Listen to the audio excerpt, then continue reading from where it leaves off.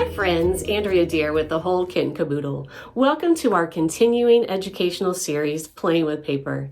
In this second part of learning to pair pattern papers, I'm going to give you tips and tricks on where to begin to find those coordinating papers. One of the things that sets our kits apart is the use of various pattern papers. We often pair 4 or 6 different patterns in each design, and the number one comment I hear from scrappers is, I would have never thought to put those papers together. In part 1, we learned to use collection packs beyond their intended theme, and how to introduce a new color to a chosen collection pack. We highlighted the fact that papers are chameleons and can look totally different depending on the surrounding papers. In this part 2, we will expand on utilizing pattern paper collections, specifically focusing on PhotoPlay's Inflation Nation.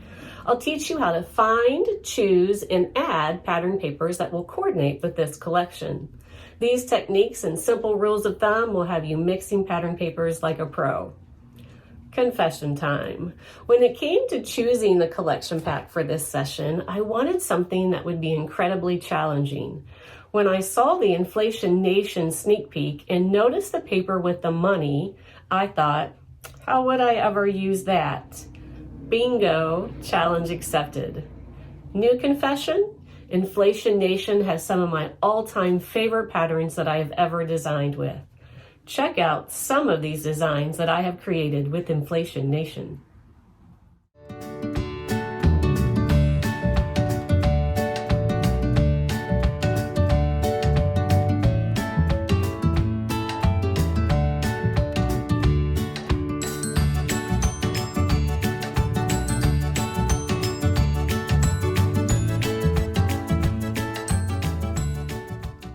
Inflation Nation was intended to put a humorous spin on the pitfalls of things like grocery store prices.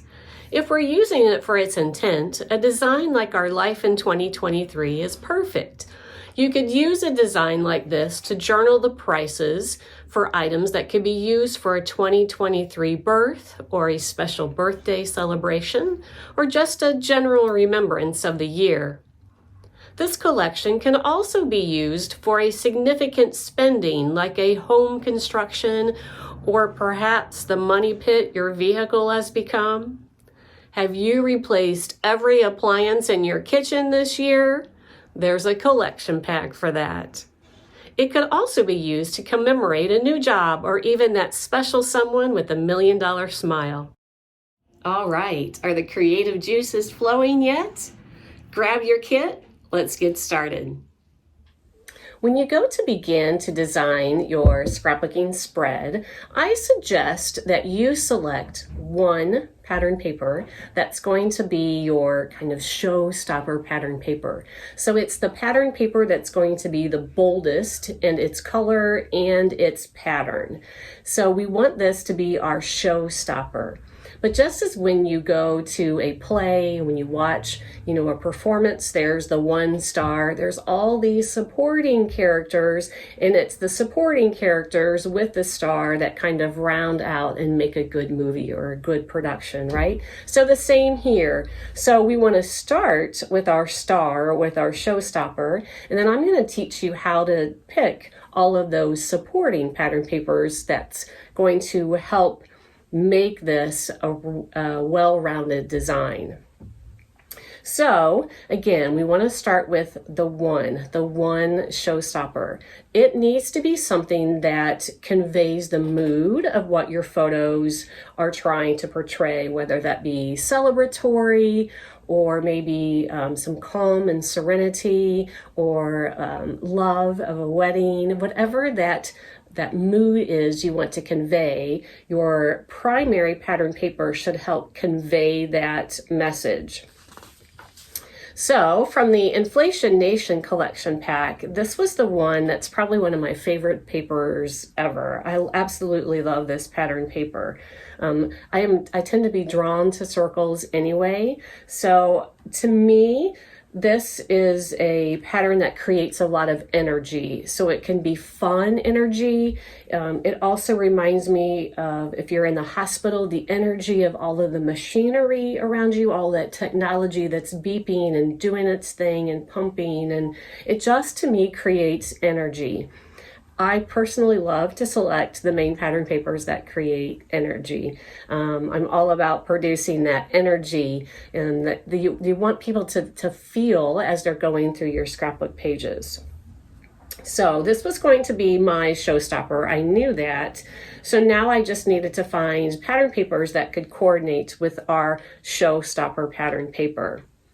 Now, I also selected the striped paper from Inflation Nation. If you look at our designs, I tend to often use striped papers in my design. I love that they do, their linear shape creates flow in a design. I love that it allows us to pull in so many different colors. So you'll also notice that because it is bold, I tend to use it sparingly, but I do love working with stripes as well. So I didn't know if I was going to use it or not, but I went ahead and pulled the striped paper from our Inflation Nation collection pack.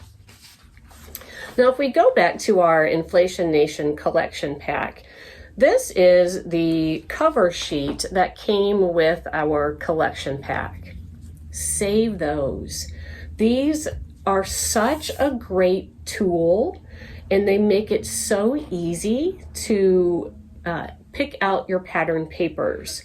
So a great way to organize them is to pull out all of the cover sheets from the collection packs and then put them in a 3-ring binder. So you can organize them, I would suggest, by manufacturer. So you probably have your favorites like I do. So, I have a section of PhotoPlay, I have a section of Echo Park and Cartabella and Doodlebug and Reminisce. But these are, I think, something that tends to get thrown away, but they're invaluable with what the information they can give you, because just at a super quick glance, we know that if we have this collection, all of these pattern papers are an option for our particular design. So don't throw these away, keep these. These are such a great and useful tool when selecting your pattern papers. So again, these were the 2 that I have chosen from our Inflation Nation. So what I wanted to do is I wanted to go through and see if I could find some coordinating pattern papers. Now, I will say we want to somewhat limit ourselves when we do this. Think of like you go to a restaurant, say like the Cheesecake Factory, and when you sit down at the Cheesecake Factory, they bring you the menu and it's a novel, right? It's like 30 pages of options, and you're like, well, that sounds good, but that sounds good, and that sounds good, and it takes you 20-30 minutes to even decide what you're going to eat, right? Because there are so many options. So limit yourself to about 5 options, and then start with that. Now, as you're designing, those 5 options don't work, then you can go back to the drawing board. But I would suggest to limit your options to start. That way, we're not focusing so much time on selecting pattern papers. And the quicker that you become at doing that, the better you will find that you can produce scrapbooking pages quicker and quicker each time. So I was taking these 2 and I was working my way through the cover sheets of some collection packs. So when I came across this PhotoPlay's Oh What a Beautiful Day, look how amazingly these go together. Beautiful, right? Like the tealish turquoise color of the clouds.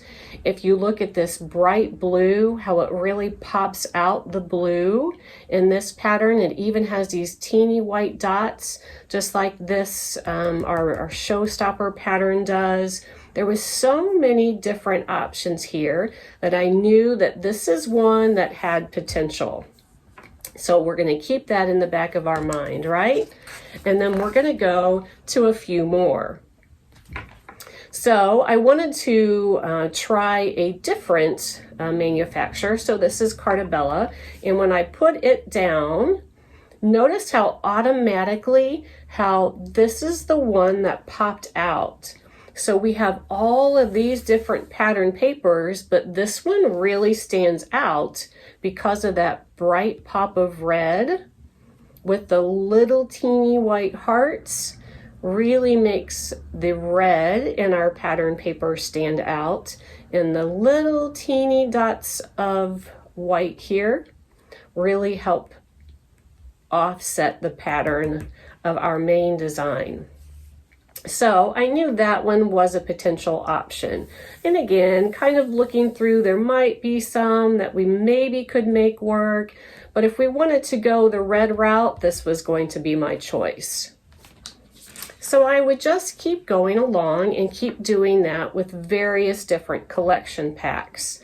Now, I will say, don't automatically knock something. If there is anything at all that catches your eye, put it in the save pile. I know that there are times that I go, not often, but I go and I try on clothes at a clothing store, which is one of my least favorite things in the world to do. But I'm in the dressing room. I've selected a few things. I'm in the dressing room trying on clothes. Nothing does work. And then all of a sudden, the sales clerk brings me something and says, "Hey, have you thought about this? Why don't you try this on?" And I look at it on the hanger and I think, I will not wear that. I will not look good in that. I would never have picked that out.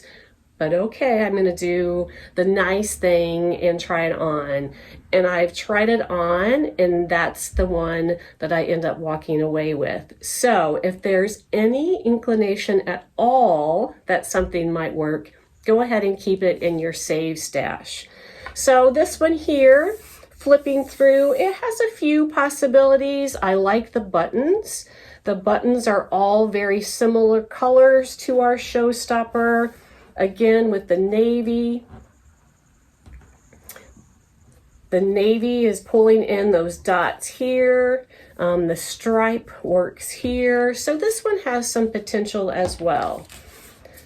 And then I got to Showers and Flowers by PhotoPlay. This is exactly how I go from putting papers from Inflation Nation to papers in Showers and Flowers together. People say, how would you know to use this collection with this collection? Well, I don't automatically know. It's kind of a trial and error, but a quick way to do that trial and error is just to look at the cover sheets from the collection packs.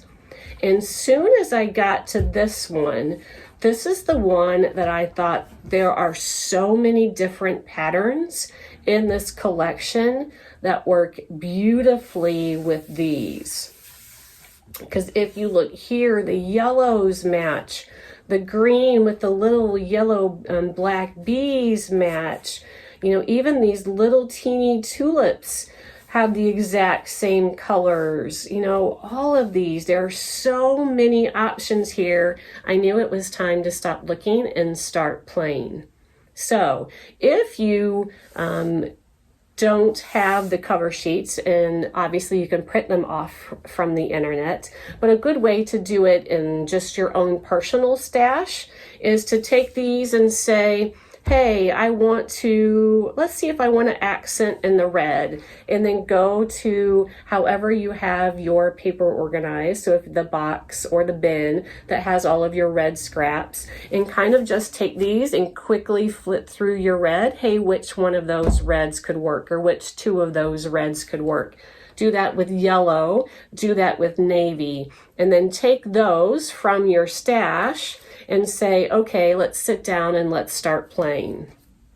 Kind of what I do too, but since we have to do it on a kind of a grander scale, when we have to order hundreds and hundreds of a piece of paper, I tend to always start with the collection packs, but I think it's something that you could do at home as well that would help. It would help also buy the pattern paper because when you're looking online, it's which ones do I put together? How do I even know? If you are saving these cover sheets, or if you're going to the manufacturer's websites and printing them out and saving that photocopy, this is an easy way to know, hey, this one's going to work, this one's going to work, this one's going to work. So now I'm going to go to a website and I'm going to order those papers, and this is what we're going to use for this particular design. All right, but again, when I saw the showers and flowers, look at that. I really love how all of that goes together. Now also look that our showstopper is really, really busy. Our stripe is also somewhat busy, so I have a muted version that helps give your eye somewhere to rest. Because remember, we want one showstopper and the rest are going to be the supporting elements for our page. So, pulling out the papers here. So these three here are the patterns that I chose from Showers and Flowers, and I put them with our Inflation Nation. Now again, so we have one collection that's all about kind of the punny aspect of the price of eggs, right? And then we have a collection that's all about spring and bunnies and flowers, and how do we mesh them together? Look how we've meshed them together, right? They look like they were specifically and tailor-made to all coordinate with each other. And the softness of the flowers and the butterflies helps. Remember how I said that this also reminded me of the hustle and bustle and the technology and the pumping of all the machines at a hospital. But these papers helped convey kind of a frolicky kind of mood, and that's the mood that I wanted to set, because I wanted to do a spread about family and all of those funny, comical, joyful times that you have together. So that's how I started picking out our pattern papers and how I ended up selecting these 5 specifically to coordinate with our page. So let's go ahead and let's get started with the left side of our spread.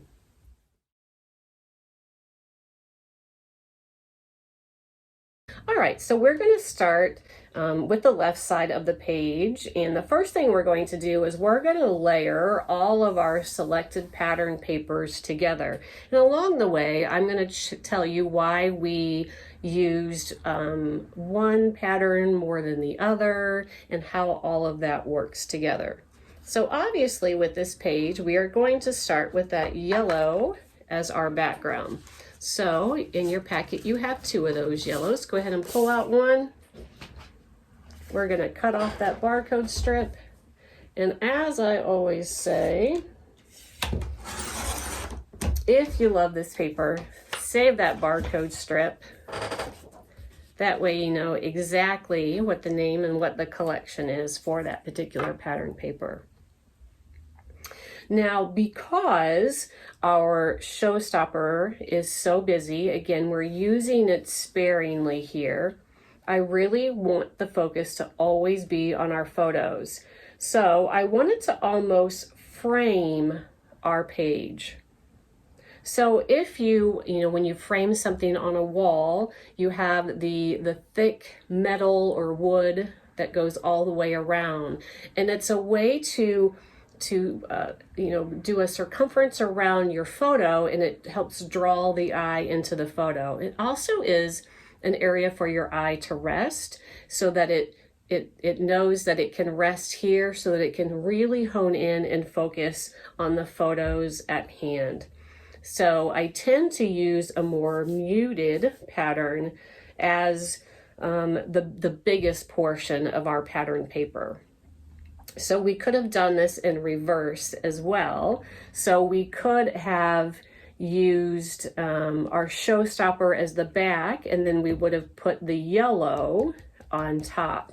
So again, we're seeing a lot of the yellow, so that it is a way to put a border around our photos to bring our eye into the center there. All right, so after that, we have our tulips pattern paper. Again, who would have thought, right, to add the tulips with our Inflation Nation, but we learned that they coordinate simply by looking at the cover sheet of the collection packs.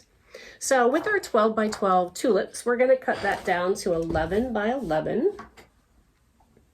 Slip that on my trimmer here.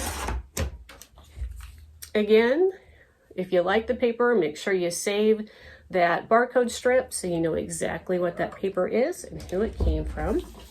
We're going to cut this down to 11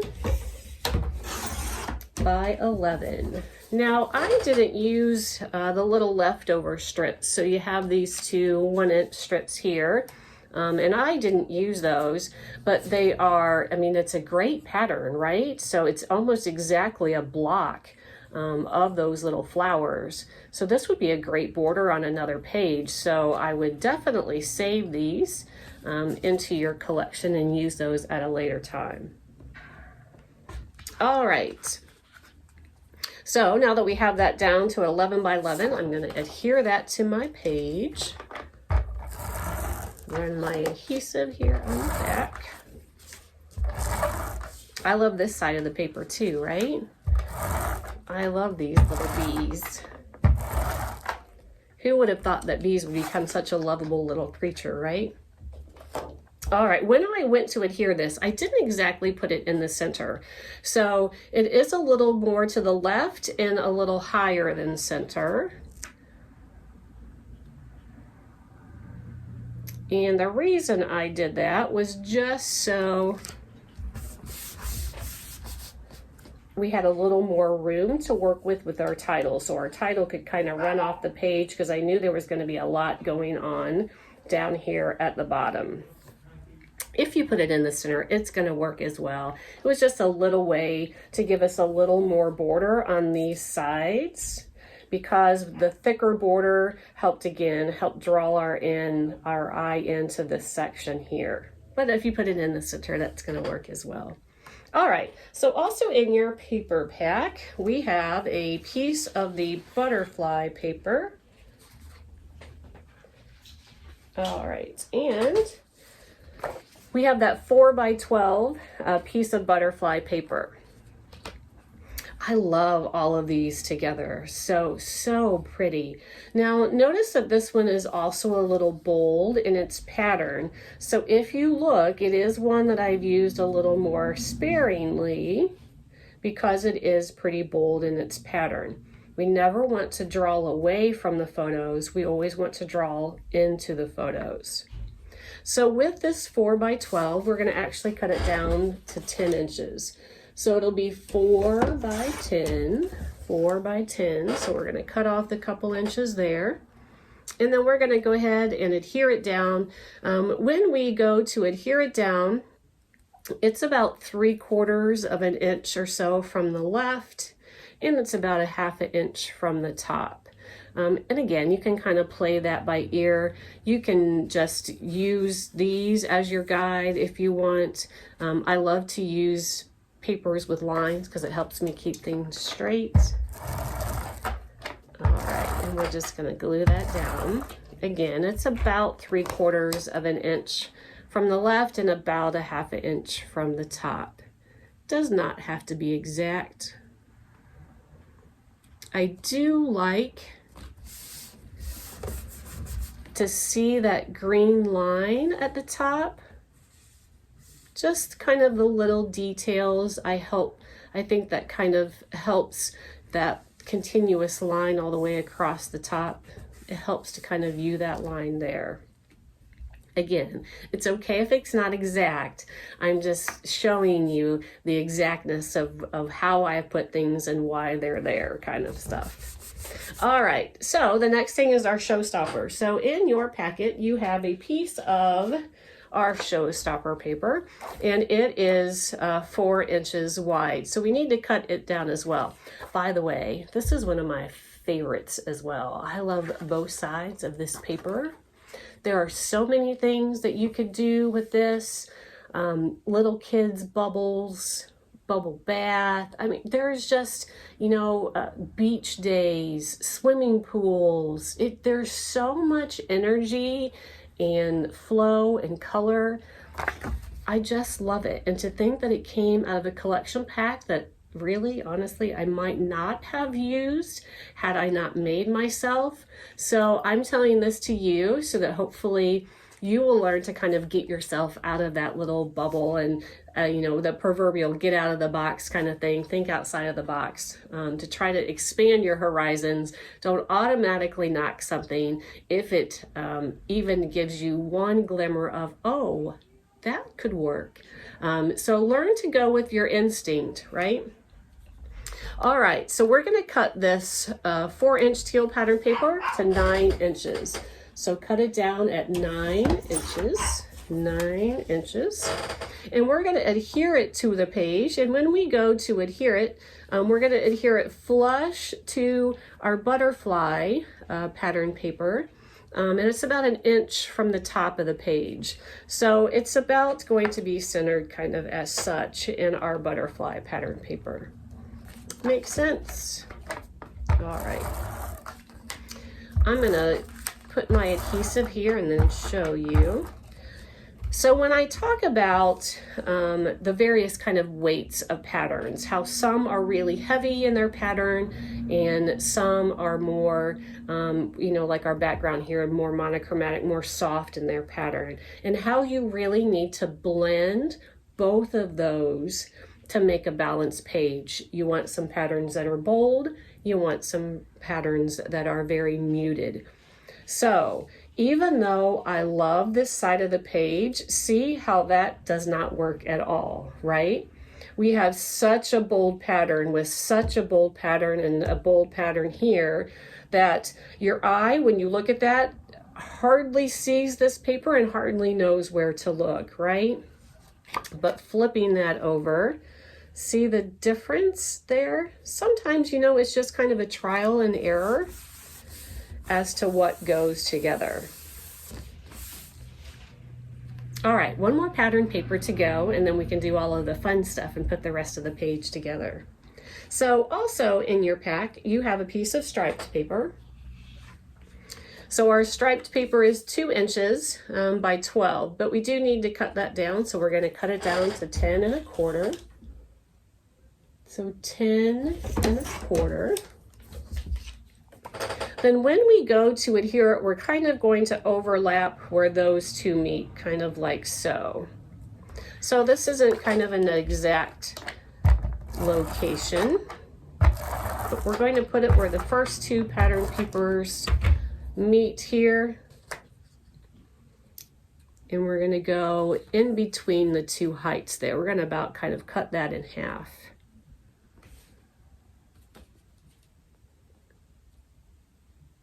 All right.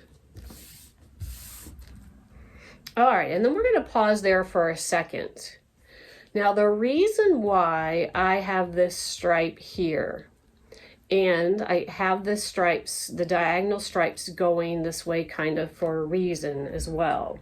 When we look at this page, this particular paper here really helps draw our eyes into the photos.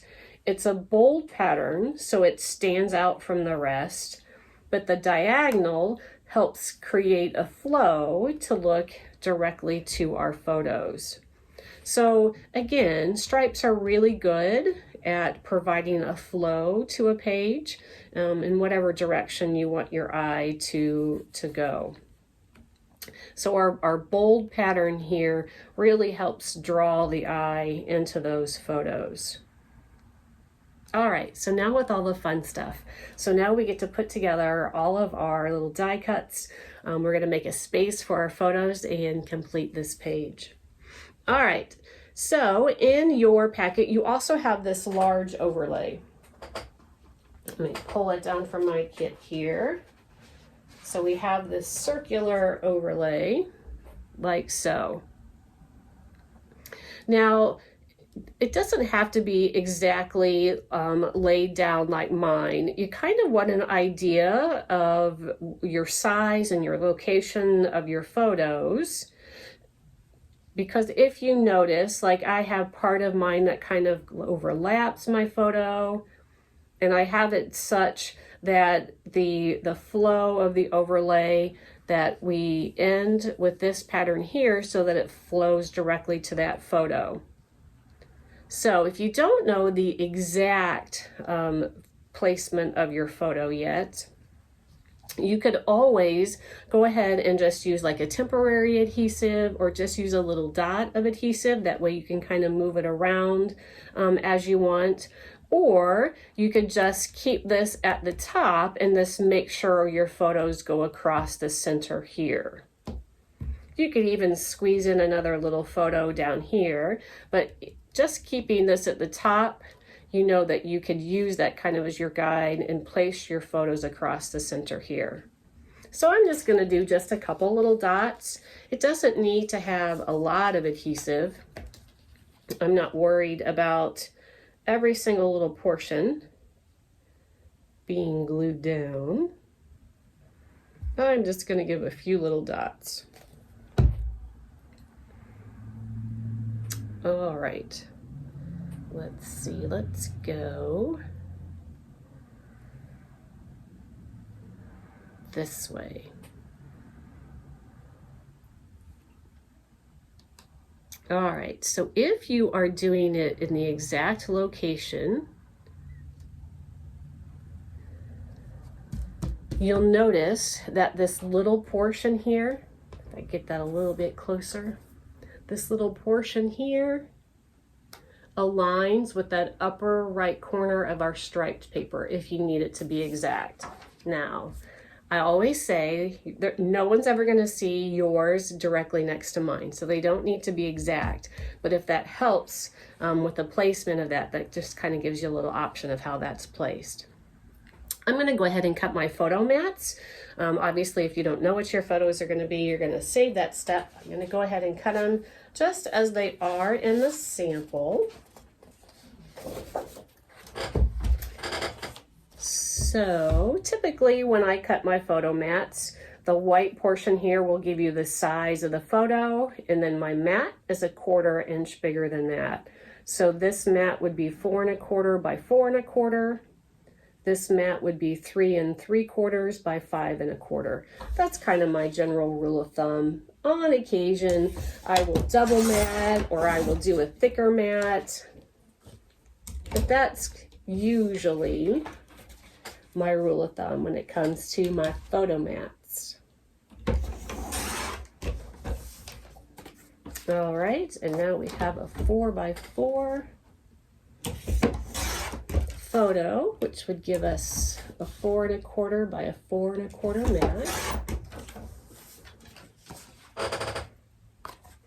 All right, then we're going to go ahead and adhere these down.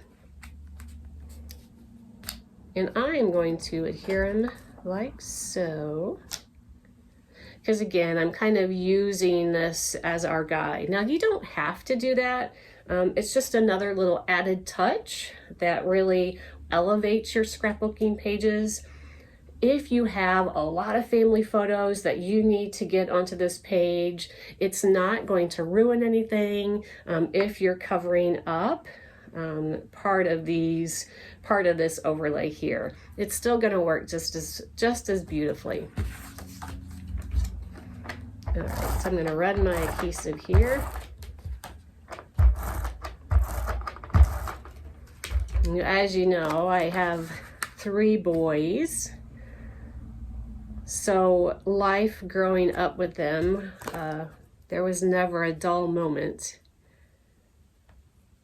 And even though this page is, has little butterflies and tulips, I would 100% put photos of me and my boys on this page, because of course any days together are perfect, right? As a mom, especially as they get older, we'll take any second that we can take spending with our children. Even if it's when they call 15 minutes in advance to say, hey mom, I'm on my way and I'm bringing the dog and I need you to watch the dog for the next week, because we all know that stuff like that happens with our grown children even, right? All right, so now all we have left with this page is putting together all of these fun die cuts. So I'm going to set this aside because as we're assembling our die cuts, I never want to do our chalk inks or our gluing of our die cuts with my page laying underneath, because I don't want to risk my ink pad falling down onto the page or glue dripping onto the page. So I always want to set that aside and work with this clean surface. So I'm going to pull out the baggie that has all of the pieces that we are going to use to complete all of this fun stuff here. Now, just like selecting our pattern papers, it's also fun, and a series that we will talk about is color. So it's fun to pick the different colors for our die cuts that's going to coordinate with all of these pattern papers. So we'll go into a lot of detail on color theory during that chapter. But here, I wanted something that was pretty bold in color so that it would stand out, because we're working with a pattern here that, because of that green, makes it a little bolder. So I needed something that was able to compete and win against that bold green line. So you notice that I primarily went with this darker shades of our blues here.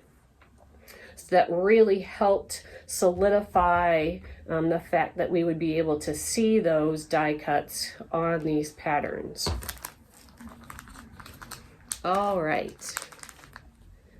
I am just going to put them together as they are in this bag. That way I can just pull out one die cut at a time. And we can assemble all of our little pieces. All right, since our perfect day die cut here isn't too many pieces, I'm just going to go ahead and dot my adhesive and adhere it to our mat like so. And there'll be 4 different little pieces that make up that perfect day phrase.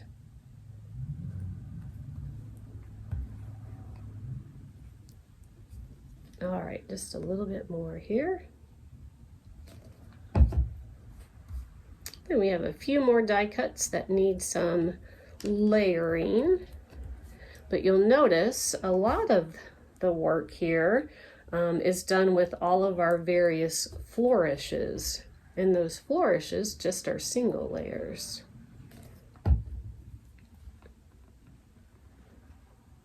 All right.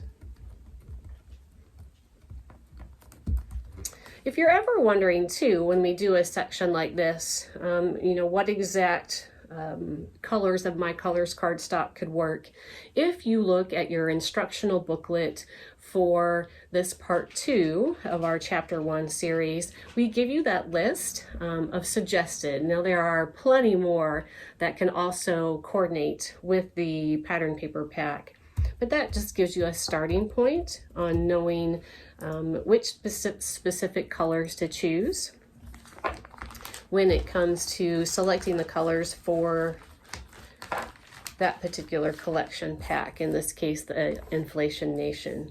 All right, our little flourishes here are only single layers, so nothing to adhere together, so I'm just going to set those aside, and then I'm going to do our together.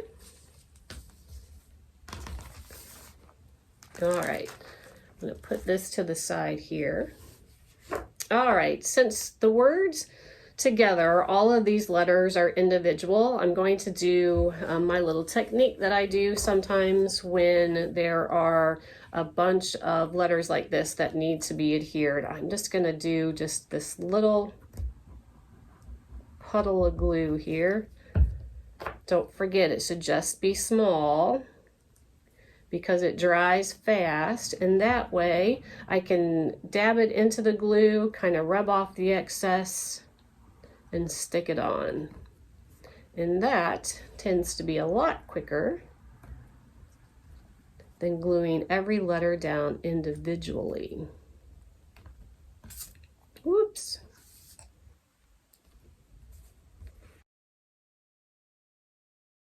All right, so I'm just going to continue adhering the rest of the letters, adding more glue as I need it. Obviously, you could use a Xyron. You could just add your adhesive, you know, by pouring out the bottle or the glue stick onto each individual letter. I'm just always trying to find ways to make it a little quicker.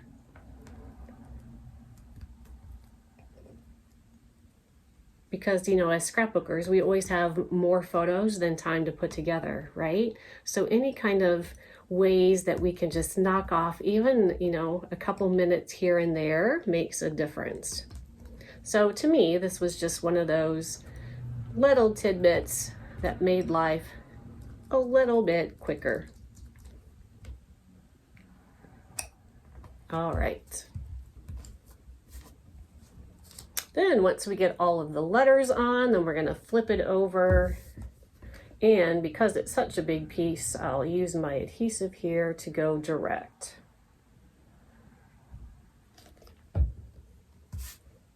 You know, just like I love layering paper or pattern papers, I also love layering the various layers of cardstock when creating my titles. I guess I'm just a layer fanatic, right?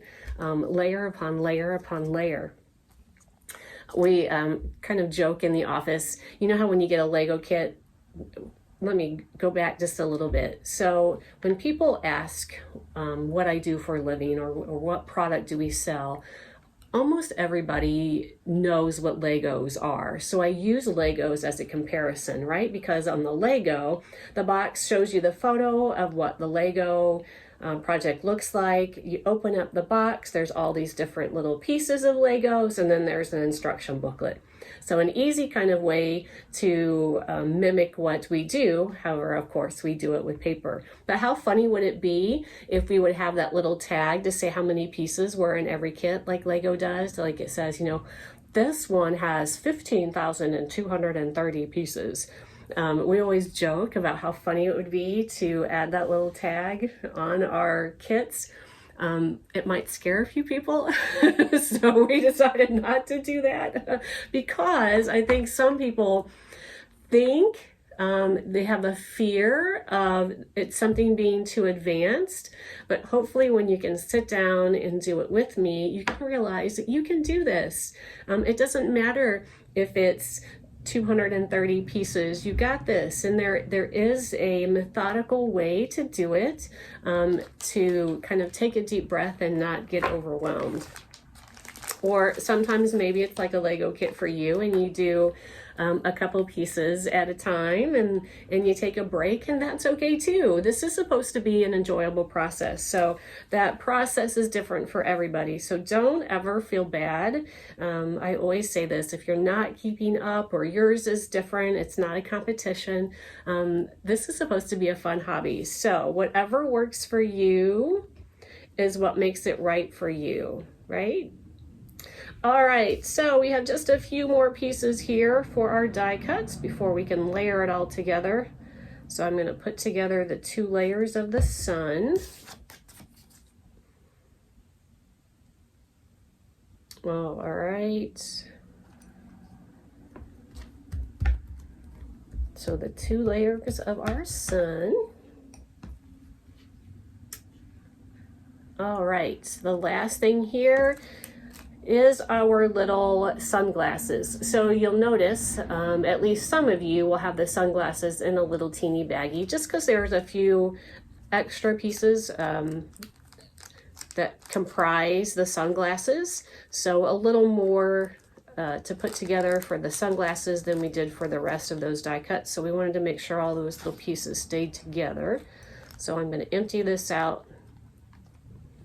And then I personally like the inking. So I am going to ink these pieces, and that again is always totally optional.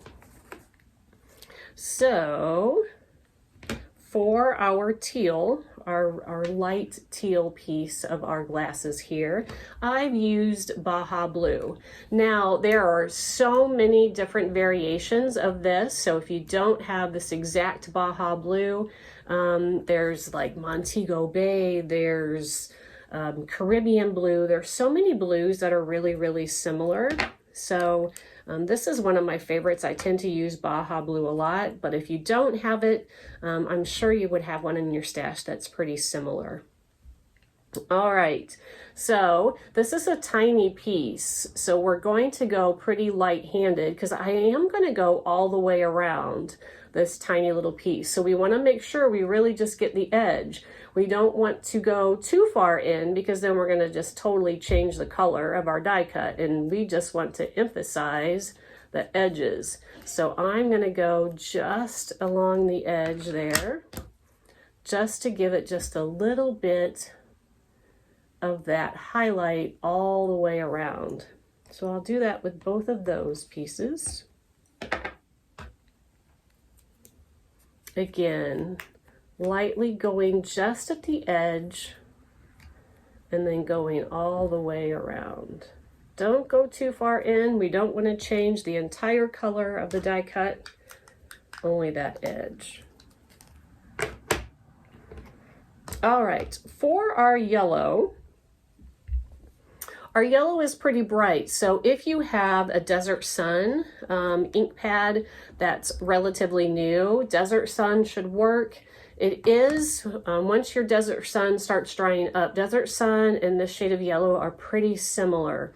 So you'll notice, you'll know when my ink pad is starting to dry up, because when that's the case, I tend to go to Pumpkin Pie on this bright yellow. I really like the Pumpkin Pie. Typically you wouldn't think to put the orange on the yellow, but it actually works. Since this is so thin, I'm only going at the top. So again, just doing just the edge and just the top of the die cut. So just doing just that top edge there of that die cut, and then I'm going to do it again with the other piece. Taking my ink pad just along the top edge of the die cut. So again, just the top edge there with that orange. All right, so I didn't ink the green. No reason why. Probably I forgot when I was putting it together. But if you wanted to keep it consistent, you're welcome to ink the green. Something like a palm tree or an avocado, one of those colors would work. And again, I would only do just that upper edge of the green as well. All right, we don't see a lot of the red, because if you look at our final sample here, it's just that little bit there at the top of our sunglasses where you see the red. So I am just going to take my barn board. Bloody Mary would also work. And I'm going to do just a little bit of that top curve. Actually, you know, it's a circle. So it's going to be the top and the end, but it doesn't matter where you put it now, because wherever you put this adhesive is going to be your top.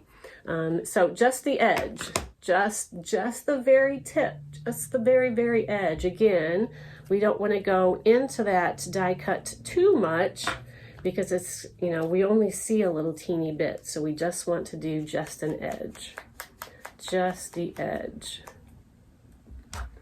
You'll notice too that I tend to go direct from the ink pad to my die cut.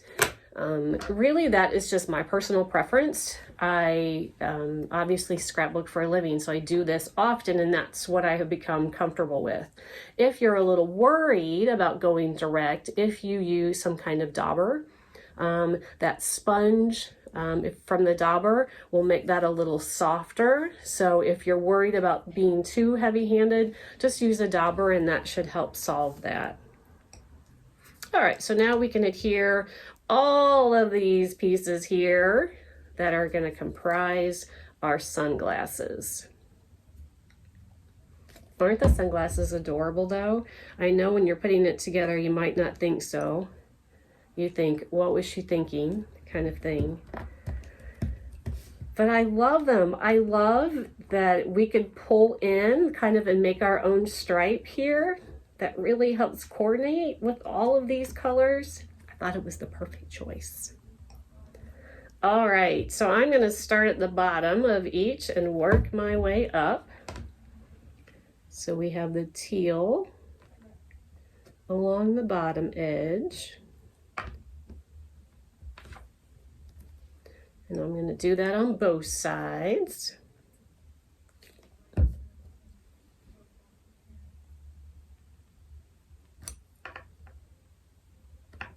Alrighty. After that teal is the green on each side. So we're going to add that .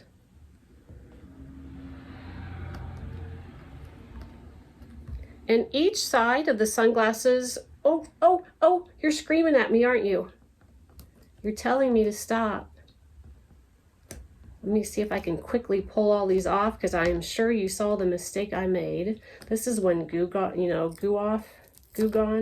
is perfect. And this is when I wish I could hear you guys, right? Because obviously the red goes first. Obviously. So hopefully you can pull yours up quick just like I did. If not, give us a shout. We'll get it recut for you. Phew! All right. The first thing we're going to do is put down our red portion of our sunglasses. Don't forget, the portion that we inked is at the top. So when you're laying that down, we want that ink portion to be at the top. So the red goes first. We're going to do that on each side, and then we're going to start our layers. So I'm going to go back there to my blues, adhering the blue at the bottom of each.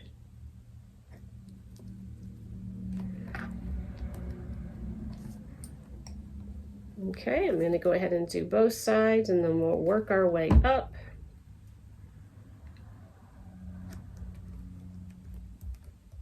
And then after the blue, then we go to the greens, and then of course we'll finish with the yellows.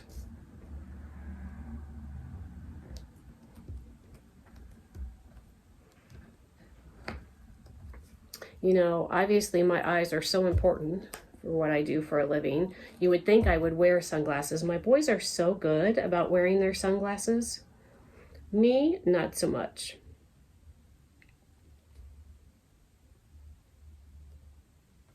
All right. Then after the green, we have our yellows.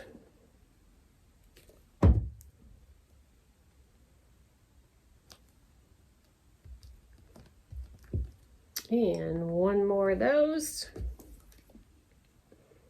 And then we're going to add the little highlights. So the white pieces there are meant to make it look like the glare, you know, the glare off of sunglasses that you get. Just that extra little touch there. And we're going to do that on both sides of our glasses.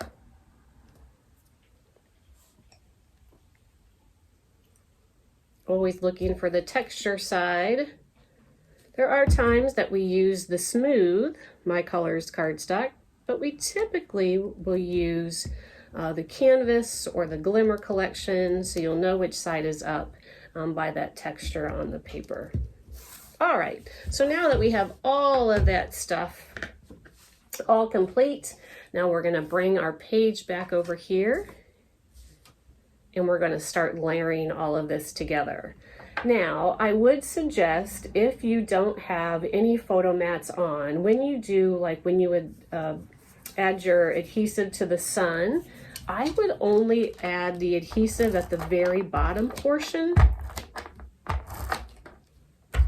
So my adhesive starts about here, and I'm only adding adhesive on this lower portion of the sun. That way, if we want to slip a photo underneath later that we still have the option to do that because that adhesive is only there at the bottom.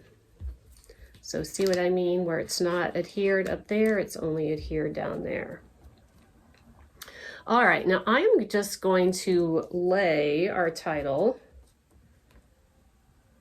where it goes, and then I'm going to use that as my guide to adhere all of these fun flourishes. Again, I'm all about movement and flow and energy in our pages. So you'll notice I use flourishes a lot because to me, it helps to create that direction of flow. So I went a little crazy with them this time. I love the flourishes so much. And even though I'm a boy mom, I have always been a girly girl. I was always the little girl who was in dresses, so I didn't get dirty. I was inside, usually creating something. My mom loves to tell this story, and I'm sure you've heard that I designed and cut out and sewed my first little purse when I was just 3 years old. So I have had this crazy imagination, nearly my whole life. So I love to create. And I'm always looking for fun new techniques and ideas, but there are some of these tried and true that I tend to use over and over again because I love them so much. All right, and the circle of our overlay kind of gave a natural kind of guide to where our flourishes would go. So I'm kind of using that title, using the direction of our overlay, and go ahead and adhere all of these flourishes. All right, I'm one that I don't think that every square inch of your die cut needs adhesive. We have page protectors, and those page protectors are going to help keep all of that stuff in place. So I want enough that it's going to stay put and not get snagged, but I don't think we need to take the time to put adhesive over the entire surface of that, especially because they're so delicate. It would take a while. Remember, always looking at small little ways to be efficient, to work smarter. All right, so we have one more that's going to go down in the corner.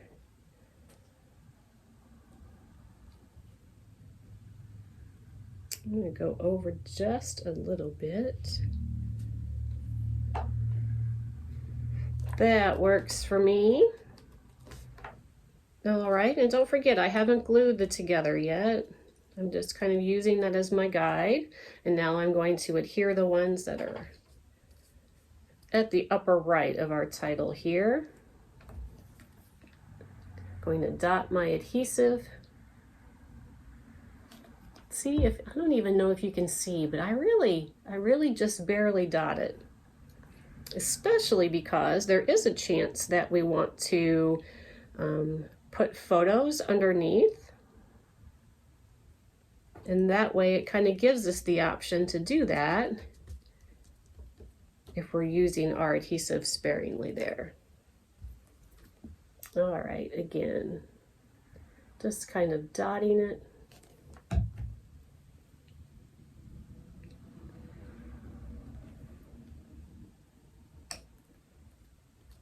And then we just have one more here.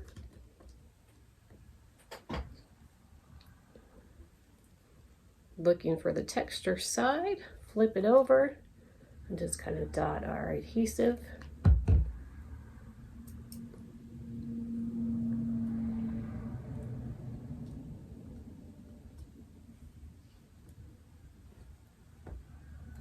Perfect.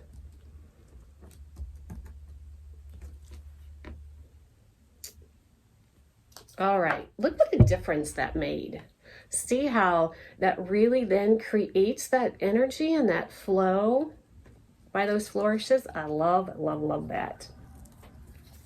All right, For our title, they're a little bit bigger pieces. I'm going to go back to my runner. I do use the ATG gun. I just love how it lasts so long because obviously I'm putting together projects day after day after day. So I love how that runner lasts for quite a few projects and I don't have to keep changing it. But I realize it's big and bulky and everyone kind of has their preference, right?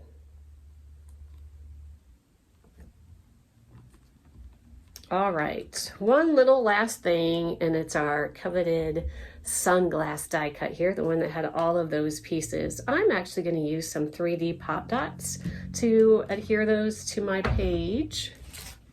You can go ahead and adhere them flat if you'd like. I have this big old roll of my foam, again, because I use it so often. I love the dimension of stuff on the page, but I do realize that there are some who like kind of the flatter page. That way you can get more into your albums. So it's totally personal preference. I don't mind a little pop every once in a while. All right, we'll pull off those backs.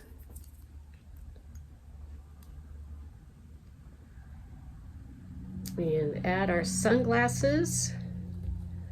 And there we go, we've completed our first page. All right, we have some halftime entertainment here and then we'll be back to wrap it up. And we're gonna complete the right side of our perfect day together spread. Due to inflation, a picture is now worth only 325 words. I ate a popsicle and I ended up with $38 in lumber. I don't usually brag about my expensive trips, but I just got back from the grocery store.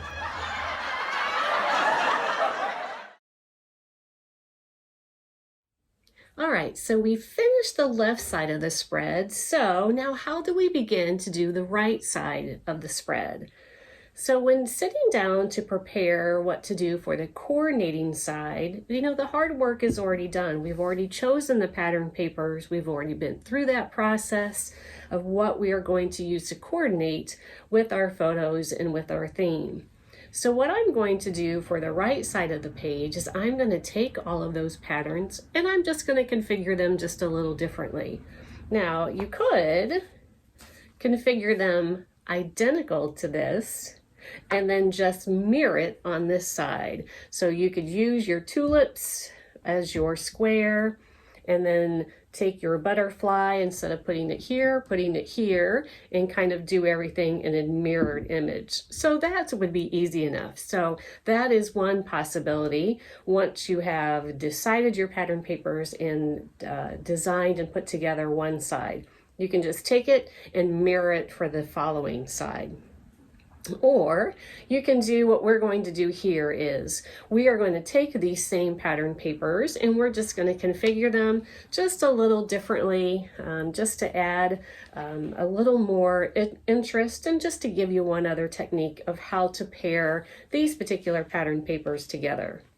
All right, so I am going to start with the exact same background sheet as we use for the left page. So go ahead and pull out that yellow and we're going to snip off that barcode strip.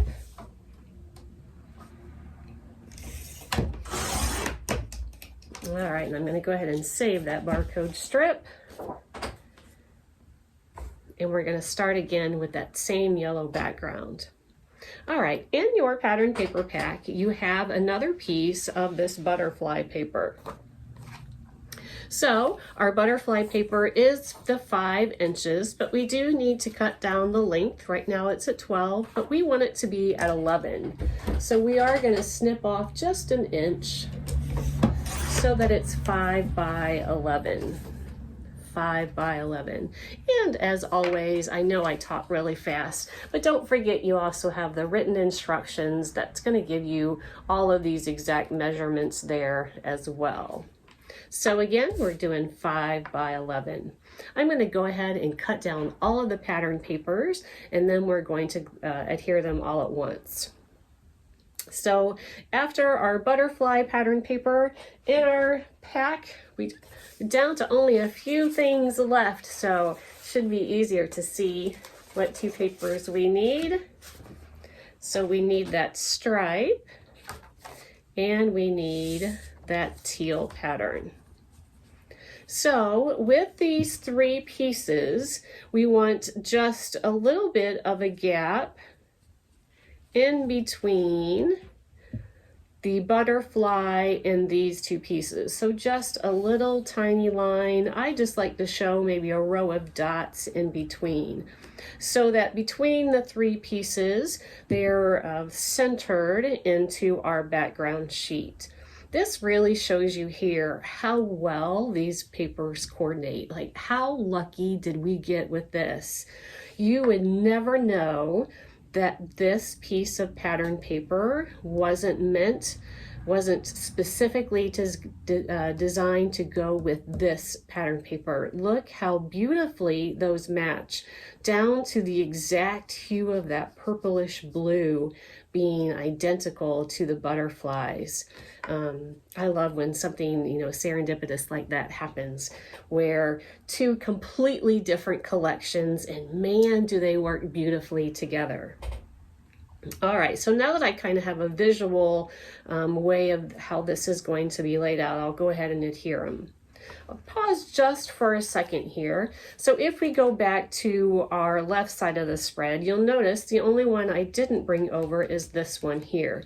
You absolutely could. So instead of making this 3 quadrants, you can use half of this and half of this, so that you have all 4 of those quadrants, the exact 4 papers we use over here.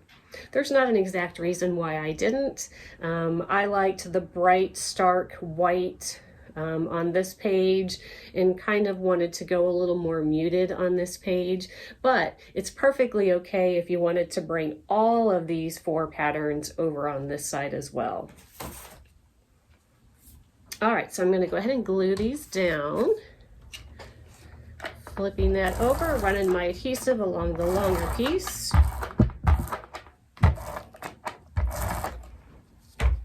I love using patterns with an exact line in them because it makes it so easy to make sure you get straight.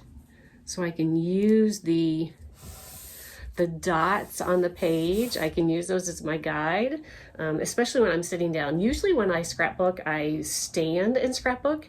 I have a really, really large draft table that I use as my desk, and it's really high so that I don't have to bend over. So I've trained my eye to look down. I just feel like that gives me a better perspective. So it's a little bit harder when I'm sitting down like this. So I especially love pattern papers that have this particular kind of grid in them that we can use to make sure I get that straight. And that's just the perfectionist side of me. Doesn't really matter if it's not straight to the 16th. No. Sometimes though, I just can't make myself, not do it exactly perfect. It's not a positive character trait. Alrighty, and our final piece here. Back to my circles that I love. See, I love this collection, and eventually PhotoPlay will discontinue it. So I'm telling you, of all the collection packs, it is just so bizarre to me that this turned out to be one of my favorites, and one that I kind of made myself use just because it was this project, and how happy I am that I did. So I'm telling you, you're going to need 2 or 3 of these collection packs because they're so versatile and there's so many things you can do with them. And unfortunately, we know that one of these days it will have to be discontinued. And that way you are sure to have quite a few papers in your stash. Because the great thing about PhotoPlay's collection packs is they give you 2 sheets for each. That way you can use them as your background, or it's great to use them on coordinating pages. But I'm telling you, you're easily going to want 2 or 3 of these Inflation Nation collection packs. So versatile. All right, so obviously we have a lot going in over here. I wanted to really tie in this side with our flourishes. You'll notice that I just took our overlay and shrunk it. It's the exact same one. And use that as our frame for our titles here. So a lot of the same elements I brought over to this side. It really helps tie these two pages together. Same with the fonts, where I'm using kind of similar fonts, so that again, it all works as one uniform spread. I'm going to go ahead and I'm going to cut my photo mats. And I think you're safe. There's a large space left over that if you're putting everything here, you're going to have a lot of room to work with all of your photos. If you have more photos that are horizontal than vertical, you could take this and you could shift it so that you're going to take all of this information and shift it a little more towards the center, so that your words, your title are kind of more aligned how we did in the center of the bottom portion of our spread here. You can move them all down here and have your vines kind of shooting off this way, and that would provide the whole upper half here to add photos, especially if you had a lot that are horizontal. We're trying to make it a point to allow more room for photos, because we know, if you're doing only one photo per page, how thick your albums are going to be at the end. So this one, especially because our title and our overlay is smaller, is one that you could be able to work even one or two more photos on this side really easily. You can add a little one here, or move these around and you'll have a long photo here. So this really is going to provide a lot of opportunity. I tend to go a little less photos on one side, which I usually call my dominant page, and then we allow more room specifically on its coordinating side. So I'm going to go ahead though and use my leftover of my blue here and cut my photo mats. And as we were saying, the rule of thumb, it's about 1/4 inch bigger than our photos. So our largest one is that 4 1/4 by 6 1/4, which of course is our standard size photo when you get them printed out at, your Walgreens, your CVS, your Walmart kind of place. This is the kind of typical size of your photos. You'll notice that the 3 1/2 by 5 is very similar in its proportions, so I tend to use that size a lot as well. Let's see what I have left over from the first side. It might work perfectly. Yeah, so we're going to do that 3 3/4 by 5 1/4. And then lastly, we have that photo mat that's 3 3/4 by 3 3/4. Now, if you happen to do exact, so if you cut your photo mats the exact same size as I did, you'll notice you'll have a full extra sheet of cardstock for your stash. So we always want to make sure that you have enough cardstock to cut your photos, even if you need to cut them a little different than we do in our sample. All right, I'm going to go ahead and adhere all these down. I like the canvas side up, running my adhesive there on the back of each of those. Just using my original here as the guide. And I'm going to do it just like that.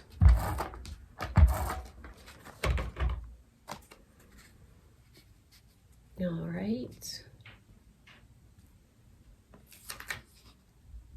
Then we have our smaller one last. It does overlap these a little, so I'm going to make sure where it overlaps the other two photo mats, I don't put any adhesive. I am just going to eyeball it like so, because we want to be able to get in here and slip photos underneath later if we choose to do that. So just something to be conscientious of when you go to put your adhesive on your photo mats. You could also obviously just put just a little bit of the adhesive so that they could easily pop off and you can move those around anytime later. All right, I forgot my ruler, but just for, we are so close. Let's just see, why not, right? Let's just see what a couple more photos would look like there. So if we were doing that exact, let's see here. Let's make it taller. I'm gonna cut it and then I'll tell you what the size was. All right. So we could add another photo like so. And that photo mat is 2 3/4 by 3 3/4. So 2 3/4 by 3 3/4, which is actually the size of a wallet size photo. So I'm gonna just gently put it down in case when all is said and done, I decide I don't like it.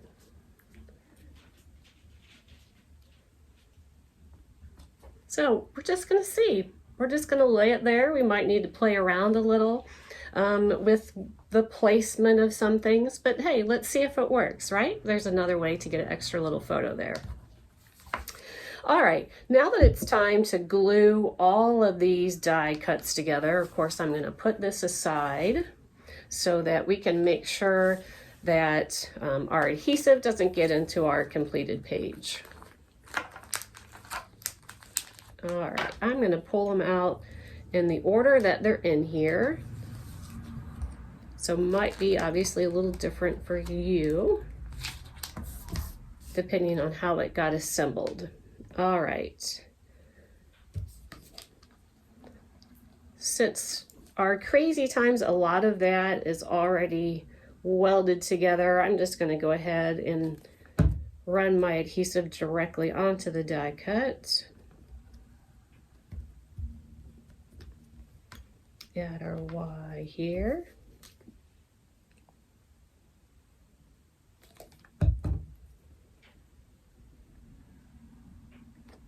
All right.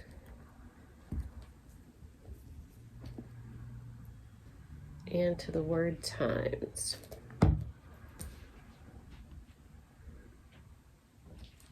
All right, you know, we had talked about, and if you know, I have the 3 boys. We had talked about when we were putting together the left side. So there are often, you know, crazy times in the household as they were growing up. And 2 of my sons are married. So my oldest son and my middle son are married. And how lucky are we as parents that they chose equally crazy mates. You know, we have one who's a world traveler, my son-in-law, you know, he's not afraid to, like, at the drop of the hat, hey, let's go to Brazil, or hey, let's do this, let's go to Turkey. He's so fun and adventurous that way. And then my middle son is an avid Harley rider. So he has a Harley, he's had it for a couple years, and his wife equally loves it. So she's not afraid to hop on the back and they road trip. They have road tripped all over the United States on that Harley. And I love that all of my kids are that crazy adventurous soul and they able to find those perfect mates that are equally as crazy. Because I've always been an adventurous soul. Crazy is definitely a term that my bestie would use. If she had to think of 5 adjectives to describe me, crazy would definitely make the top 5. I've jumped out of airplanes. I've bungee jumped off cliffs in New Zealand. I love adventure, and I love that my kids are equally as crazy. All right, so I'm gonna pull out the with you. And with these, they are individual letters. So I'm going to go ahead and pull them out. And then I'm going to do our little trick with our adhesive. Since they are individual letters, again, we're just trying to save a few minutes of time as we can here and there. So I'm going to make this little puddle of glue. And then I am just going to take my individual letter, dab it in the glue, rub the excess off, and push it down. That way I'm not picking up the bottle with every single letter. Again, it just saves a few minutes of time for every page. It adds up. All right.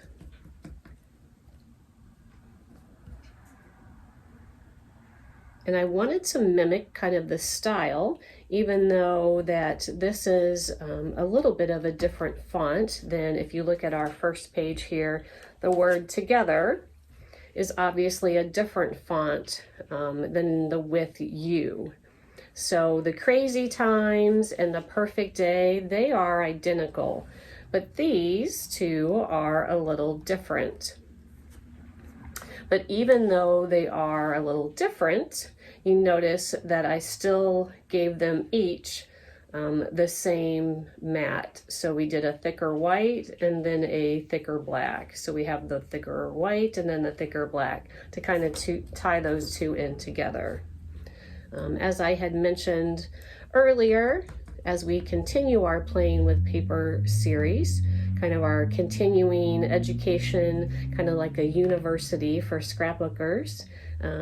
Each chapter will be a different theme, and the next chapter that we will be discussing will be all about fonts. Outside of pattern paper, it's my next most favorite thing to do when it comes to designing a page, is I love to pick out fonts to custom design the titles. So I'm going to give you all the little tidbits of knowledge on what kind of fonts pair well together, why the spacing of this title works, and all that sort of thing. But don't forget, we still have one more part, our part 3 of our pattern paper series. All right, so now that I have all of those individual letters all glued down to the white mat, then I'm going to go ahead and add those to the black. So now that I've down to the bigger piece, we're just going to go direct with our glue, like so.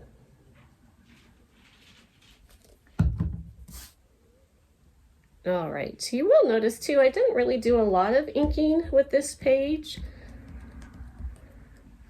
With our flourishes, they're so kind of thin, and there's so many like spokes that go off of each piece that those would be a little bit harder to ink. I really liked the crispness of our titles, so I didn't give them an inked edge. So really the only thing on this spread that I did was I added that little bit of shadow to our sunglasses. Now that's total personal preference. So you'll notice now that I'm going to put together the sun. And as you're putting together the sun, you know, this is your page. If you love the chalking ink effect, you're welcome to go ahead and do it on your sun as well.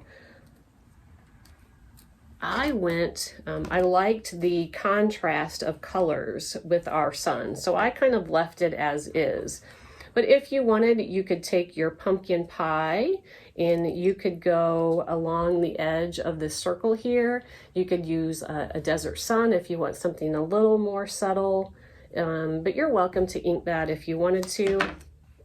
I just liked the stark difference there without the shading. So no specific kind of rule of thumb when it came to that. It's just what visually I thought worked better. but you're absolutely welcome to do inking there as well. Same with this. If you wanted to ink your pumpkin pie would also work with this. If you wanted to go along the edge, this is one that you could easily fold up so that you could get around the edge of the inside of that swirl as well, if you wanted to do that. Every time I see this shape, I think of Disney. So on one of the original Cricut cartridges for Disney, Goofy's, one of Goofy's symbols is that little swirl shape.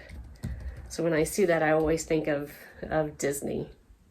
I wanted a sun.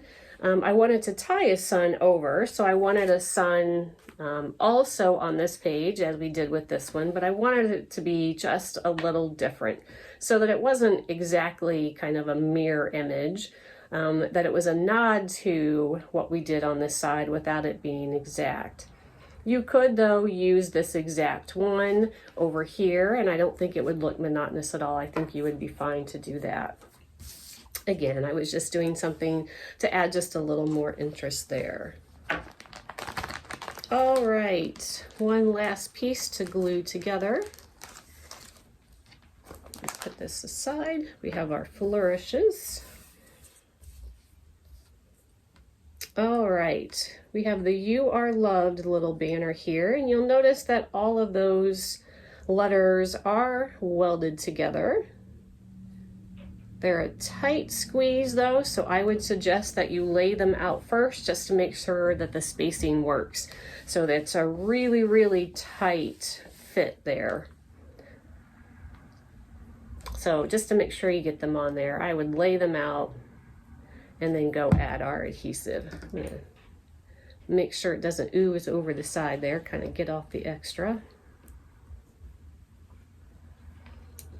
You are loved.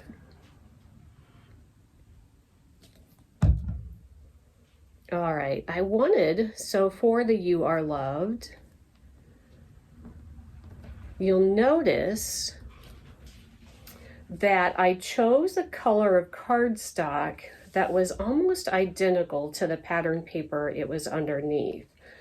I wanted to almost give the illusion that the "You Are Loved" was directly onto the pattern paper, but it needed just a little bit of a shadow, or in this case a banner, so that it gave the room, gave a little bit of a border all the way around it, just to make sure that we could still read it. But I didn't want it to stand out as much as these did. I wanted this to be our focus, and I wanted this to kind of play secondary, but I needed that little bit of a banner just to make sure that you could still read it. Since the teal paper, the star of our show here, is a little bolder, makes it a little bit harder to see tiny words like this directly onto that pattern paper because it's busy. So we really wouldn't want to do something that's that thin directly onto our pattern paper. So kind of always keeping in mind our placement of our items and what paper they're going on. Again, so just kind of taking the knowledge from chapter 1, part 1, knocking it up just a little to start really training our mind to think about all of those little details. Kind of like, again, when you look at the menu at a place like Cheesecake, it's overwhelming at first.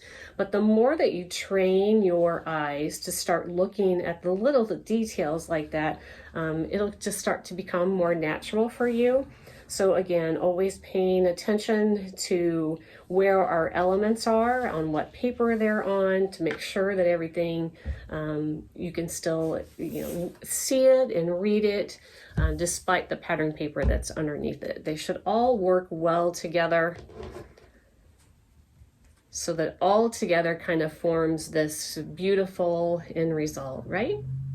All right, so since I thought we might add an extra little photo there, I'm going to just play around.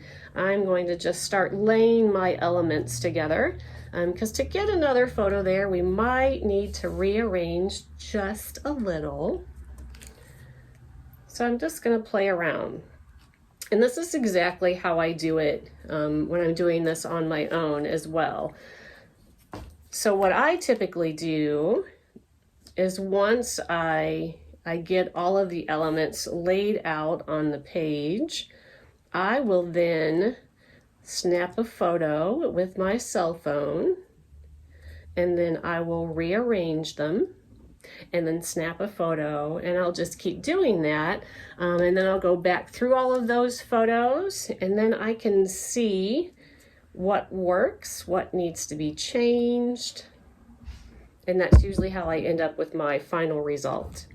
All right, so I like this so far, but what I wanted to see was with our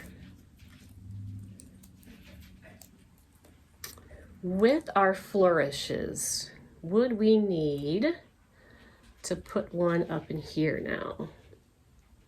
So let's look. So if we put some flourishes up there, we might be able then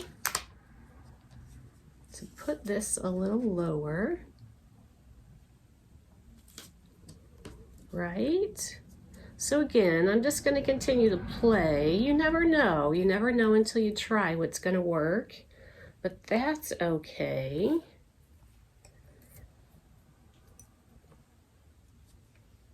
So maybe since we just have the one, let's see what it would look like to do something more like this.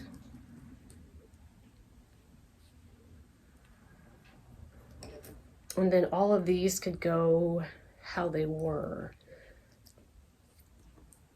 So if we move this, again, let's just play around so we can see if we can get that extra photo in.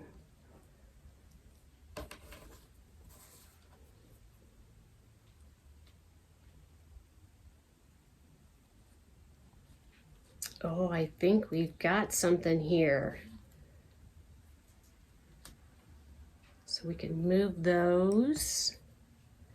Oops.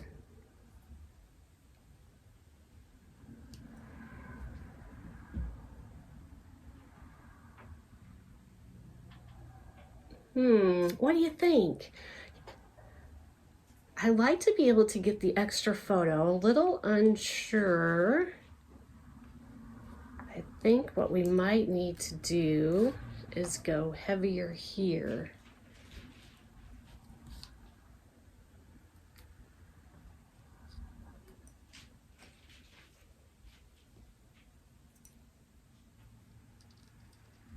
Yeah, I think that's what we're going to need to do. I think I like that better. I think we got it. So I think that way we could get the extra photo here. So again, if you don't know exactly what your photos are, or you have this set of photos and you have different photos than it is here, what I suggest to do is lay out your base. So I always start by layers of pattern paper on the bottom and then load up from there. So we put together our 4 different pattern papers that make our base, and then I glued all of those die cuts together, and then we can just keep moving them around till we see what works. And then once we see kind of visually what we think might work, then we can go ahead and start adhering, which is what I'm going to do now. So that way we were able to squeeze in just one more photo, which is ideal.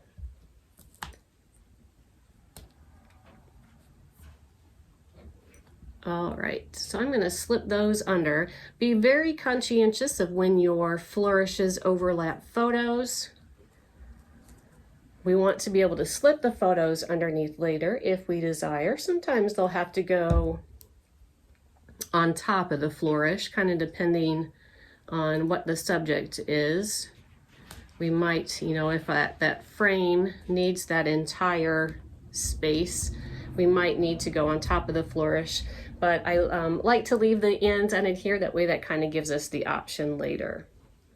All right, so I'm going to have to move these off just for now so that I can start by adhering my base layer. So I'm going to add some adhesive here. This is when taking kind of those snippet photos too as we go along, is you have this great idea and then you have to glue it all together, right? And do you remember how it was all laid out and how you got it to work? And that's great that you could go back and look at that photo. And you don't have to reinvent the wheel. You can just go back and then that will give you that visual piece that you need to look at as you are reassembling your page.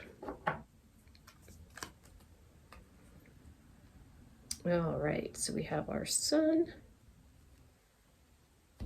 And again, be conscientious. Anytime that your die cuts overlap your photo mats, we want to be conscientious of where that glue is going so that we're able to slip photos underneath. Gives us the option. Sometimes we need to put it on top, right? That way it gives us the option if we need to slip it underneath. All right, so I'm going to adhere kind of our main portion of our title here. So if you notice with our sun, did you notice with our swirl? So I made sure that our swirl was going into our title. So instead of taking the swirl and taking us off the page, I wanted to make sure that our swirl was pointing in to one of the visual elements of our page. Again, is it going to make or break your page? No, but it's just one of those little extra things that make sure layouts wow, or all of those little details. All right.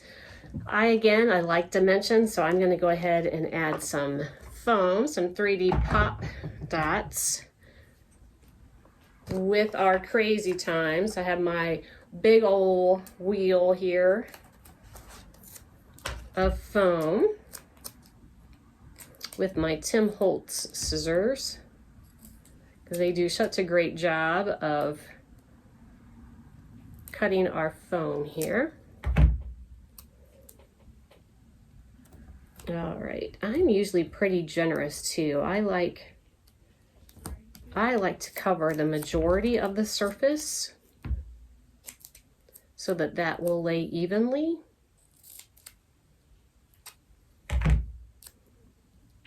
Onto our page. All right, let's see if I can get by with just a few more here. I also tend to use a lot of the micro minis for all of those little teeny areas. They're great. This is a little bit bigger, so I'm able to use that foam and then just kind of cut it as I need it. All right, so I'm just gonna lay that here for now because I need to add all of my flourishes. All right, do you remember how I had them? Not exactly, but I think we could figure it out here. All right, so that one goes. So we're kind of keeping in mind the direction of our circle here. So if you notice, I want to keep tying in the direction of our little circle overlay here. And I think that's perfect for them. So I'm going to go ahead and adhere those down. All right. And then let's hear this thicker one here.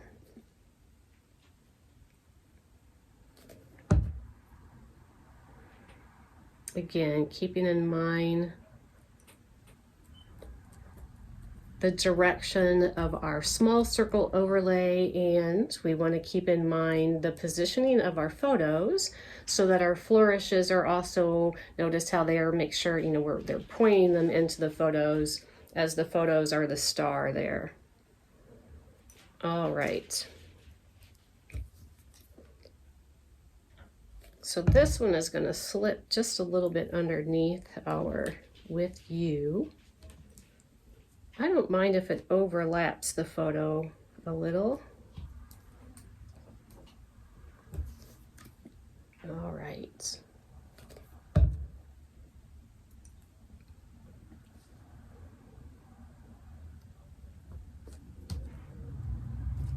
Perfect. All right, now I'm going to peel the backing off here of our 3D foam with our title, and we'll be able to call it a day on this one. So lots of pieces on this. There's a lot of elements, but once you get the pattern paper decided, see how much easier it all comes together.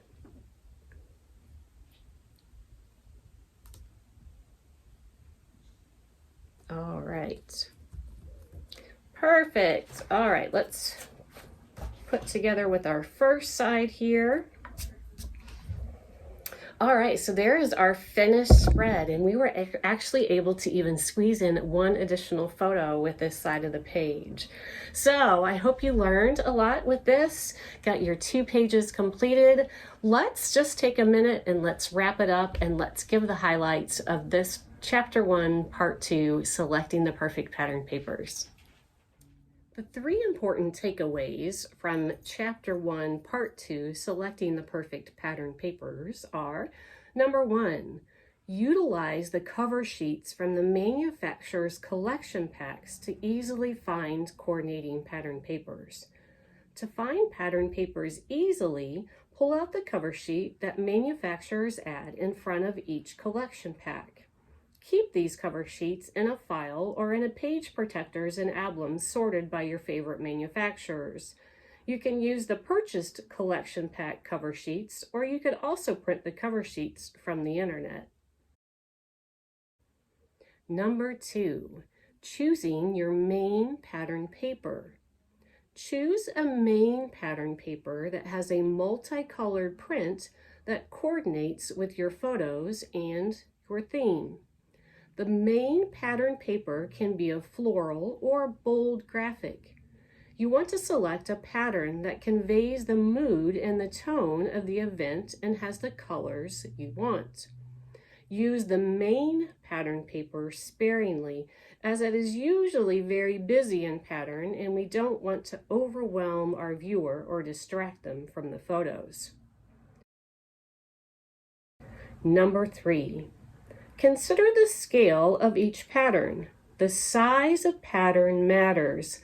Mix big patterns with small scale patterns to create a look that is pleasing to the eye. Remember, not every paper should be a showstopper. Some need to play a secondary role to your main paper. I hope you've enjoyed our Chapter 1, Part 2 on finding the perfect pattern paper. I also hope that you walk away feeling inspired and perhaps even learned a little new tidbit. If you would like to continue learning with Part 2, we have included a bonus video instruction on our Playing with Paper educational blog. This blog will debut on our website on October 22nd, 2023. Our bonus video will include Lori's instruction on assembling her happy birthday spread. She'll give you insight on how she used the Inflation Nation collection to create a celebratory design and how to take an 8x8 page kit and convert it to a 12x12. We'll wrap up our Chapter 1 with our next and final part, What's in that pattern? We'll explore the various pattern shapes and follow a basic formula for the perfect pairing. Thank you so much for joining us. Until next time, happy scrapping.